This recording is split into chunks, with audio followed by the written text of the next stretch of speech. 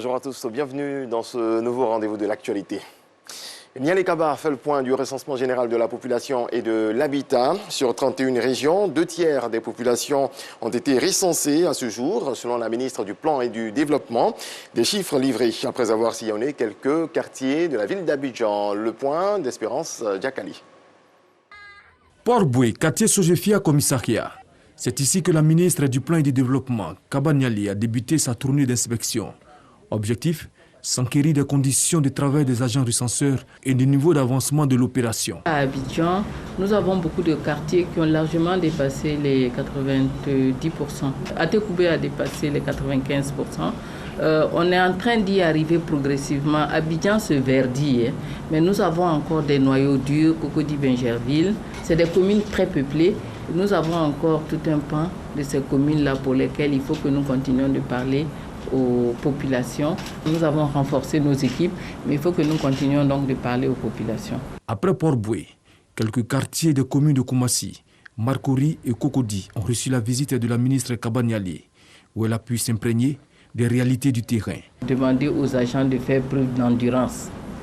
Il y a encore du boulot sur Abidjan et il faut que les agents acceptent de travailler de jour, de nuit et à tout moment, quitte à faire des équipes qui se relaient pour qu'on puisse prendre le flot maintenant que la population joue le jeu. Nous avons tenu à aller à Port-Boué, mais également à Cocody, qui n'est pas un quartier facile, et pour voir un peu le quotidien des agents sur le terrain. Et nous venons rassurer qu'avec le temps qui avance, les choses se débloquent. L'opération de recensement général de la population de l'habitat 2021 s'achève le 14 décembre. Un reportage d'Espérance Diakali commenté par Abou Sanogo. La première journée de la fonction publique a démarré ce lundi à Abidjan, au Palais de la Culture de Treichville. Le service public au cœur des populations, le thème au centre des activités. Cette première journée a été marquée par des panels et décorations de fonctionnaires et agents de l'État. C'est ce que nous apprend Grace Kando. Les journées de la fonction publique sont une lucane pour mettre en exergue les actions de l'administration publique et remobiliser les fonctionnaires et agents de l'État autour de leurs obligations. Le service public était perçu par mes interlocuteurs comme inefficace et marqué du sceau de la lourdeur, de l'impertinence, du favoritisme, du laxisme et de la déconnexion avec l'évolution de la société ivoirienne. Notre service public est à l'évidence mal connu et mal jugé des populations qui en sont pourtant au quotidien les premières bénéficiaires. Ces journées sont organisées pour reconstruire la confiance et la complicité quelque peu entamée entre les populations et le service public.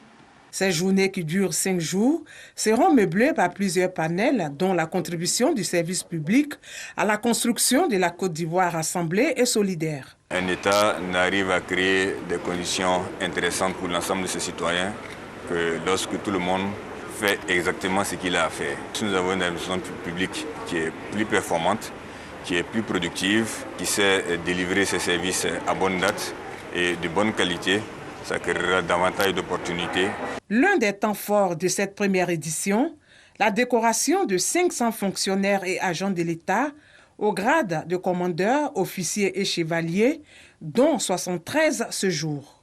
J'accueille cette médaille avec beaucoup de joie. Cette médaille, je la dédie à tous les fonctionnaires pour leur dire qu'il faut travailler et que c'est seul le travail qui est récompensé.